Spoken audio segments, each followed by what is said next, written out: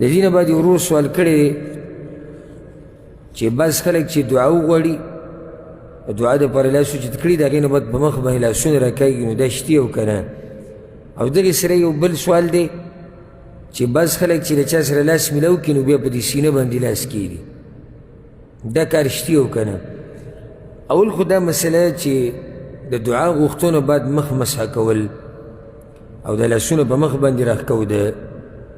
د پیغمبر صلی الله علیه وسلم نه متواتر حدیثونه راغلي دي چې هغه دعاګانې غوښتلي دي او په دې دعاګانو کې لاس هم اوچت کړي دي خو په صحیح حدیث کې دا نه دي ثابت چې پیغمبر صلی الله علیه وسلم د دعا نه بعد بیا د لاسونه په مخ باندې راښکو دي ها دې باب کې حدیثونه شتي خو تحقیق دا د محققین علما او محدثین بعض دا وایي چې دا نه دي صحیح ټول کمزوري روایت دي لکه امام احمد بن حنبل رحمه الله د حدیثو د علم امام دی هغه نه چا تپوس وکړو د دعا نه بعد په دې مخ لاس راښکو د هغوی دا ماته هېڅ پته نه شي دا کوم ذکر راغلی دي او دغې شان شیخ الاسلام ابن تیمیه رحمه الله وی حدیث دوو کې دا راغلی دي چې پیغمبر به د دعا نه بعد لاس په مخ راښکودو خو هغه دواړه حدیث ثابت نه دي نو خلاصه د خبرې دا ده زموږ خو خپل ځاني زړه په دې مطمئن دی همدا خلکو ته بیانو چې د دعا نه بعد لاس په مخ باندې راښکوده دا نه دي ثابت دې باره کې صحیح حدیثونه نشته بعض علما دا وایي دا حدیثونه چې ټول لا جمع کړي نو حسن درجې ته رسي نو که څوک په عملو کې څه حرج پکې نشته نو موږ دا وایو لکه زموږ خو خپل ځاني ځکه باندې زړه مطمئن دی چې دا نه دي ثابت خو که چېرته څوک یې وکړي نو په هغه باندې د ګناهګار فتوه به نه لګي او نه به پرې د بدعتي فتوه لګي ځکه چې بعضو علماو تحقیق دا دی وایي دا کمزوري حدیثونه چې راجمع شي نو بیا هم د حسن درجې ته رسي نو که څوک دا لاسونه نه اوچتوي او د هغه تحقیق دا یو زړی په دې مطمئن چې د حدیثونه ضعیف دي هغه چا باندې به سختي نه کوي چې څوک لاسونه په مخ باندې راکاږي او نه به ورته بدعتي وي دا بس د علم نه چې نه خبر او یا د عوام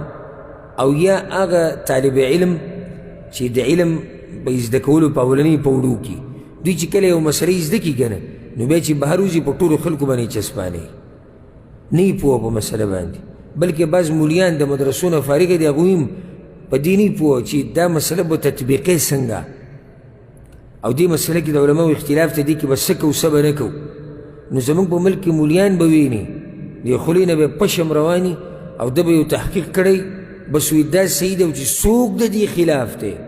هغه بدعتي دی او د بدعتي زوی دی ګوره بعض مسلې داسې ها اوس یو مسله ده ټوس دلیل یو طرف ته دی بل طرف ته دلیل نشتی یا کمزوري روایت دي په اتفاق د محدثینو یا اکثر محدثین او یا منګړت روایت پیش کوي په بدعاتو کې اخته وي دلته سړی ویلی شي چې دا کار بدعت دی لکه اوس یو سړی دی لګیا دی پیغمبر صلی الله علیه وسلم چې به کومه ورځ پیدا شوی دی په هغه ورځ اختر لمانځي او یاره چې دوم روایت پیش کوي دې کې د سره روایت نشتی صحیح او نه دا د سلف صالحینو دا کار ثابت دی صحابه کرامو نه څلور امامانو نه او د نورو علماو نه په دې کې رد کوه چې دا د اهل بدعو کار دی خو چې یو کار د امت هغه وخت نه اختلافي را رواني د سلفو د وخت نه او د جانبینو سره دلایلي نو په هغې کې به سختي نه کوې خپل موقف بیان کړه اوس زموږ موقف دا دی الحمدلله چې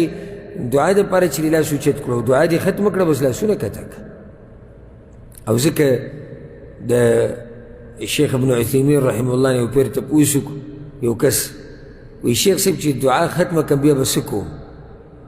نو هغه د تعبیر لږ نیمګړه غونته کې وکړو داسې ونه وي چې لاسونو سره به څه کوم وایي چې دعا ختمه کړم بیا به څه کوم شیخ ورته وایي لاسونه کته کړه څه به کړي خو لاسونه کته کړه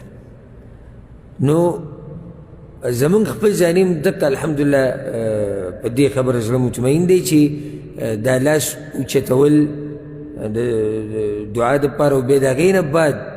چې دعا ختمه شي دغسې پورې خبره ثابته ده چې لاس اوچتوه خو چې دعا ختمه شي او بیا په مخ لاس راښکوده دې باره کې صحیح حدیث نشته خو که څوک یې وکړي نو هغه ته بدعتي او ګناهګار دا ورته نه وایو